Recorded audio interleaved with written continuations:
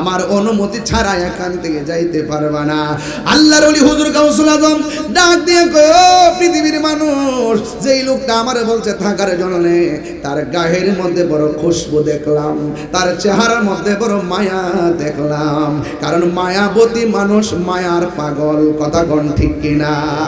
নিজেকে খুব গর্ববোধ মনে করছি। আল্লাহ যেন আমাদের হৃদয়কে আলোকিত করে, জোরে বলেন আমিন। আজকে আপনাদের কাছে একটা জিনিস জানতে চাই। আমার পাশে আমাদের উস্তাদুল উলামা আল্লামা অধ্যক্ষ মুফতি আহমদ হোসেন আল কাদরি হুজুর বসে আছেন। তিনি এই শরীর নিয়েও তিনি এখানে বসে আছেন। আমি হুজুরকে যতবার দেখছি টুপি পরা অবস্থায় দেখছি। আজকে আমার হুজুরের পাগড়িতে কেমন লাগতেছে? কি ভালো লাগতেছে? মারহাবা, নারে তাকবীর, নারে রিসালাত, নারে গাউসিয়া, আহলুস সুন্নাত ওয়াল জামাত। আল্লাহ হুজুর হায়াতে বরকত দান করুন। আল্লাহ পাক এই মাহফিলে যে পীর মাশায়েখ বৃন্দ এসেছেন, সকল পীর মাশায়েখদেরকে নেক হায়াত দান করুন, আমিন পড়েন।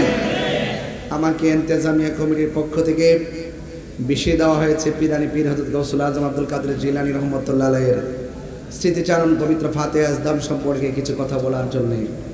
যেহেতু রাত্র গভীর হয়ে গিয়েছে, আমিও আপনাদের সৌন্দর্য বর্ধন হোক এই কামনা করে অত্যন্ত সানন্দে আনন্দে আপনাদের পর্বগুলো উপভোগ করেছি। এবং আমি যতটুকু সময় দিব আপনাদের ধৈর্যের বাহিরে যাব না। এখান থেকে আমরা সোজা কক্সবাজার থেকে ইনশাল্লাহ চলে যাব। এই জন্য বেশি লম্বা চড়া ইনশাল্লাহ করব না।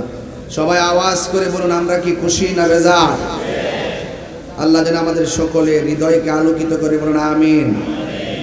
বেলায়েতের যুগ চলছে, চলবে, বলেন বেলায়েতের যুগ চলছে, নবুয়তের নবুয়ত অর্থাৎ আমার নবীর পরে আর কোন নবী আসবে কিন্তু ওলি আল্লাহ কিয়ামত পর্যন্ত।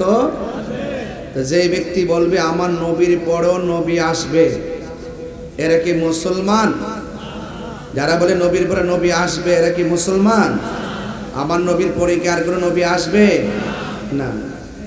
রাসূল করিম সাল্লাল্লাহু আলাইহি ওয়াসাল্লাম বলছেন, আনা খাতামুন নাবিয়িন লা নাবিয়্যা বাদি, আমি নবী হইলাম শেষ নবী, আমার পরে আর কোন নবী আসবে।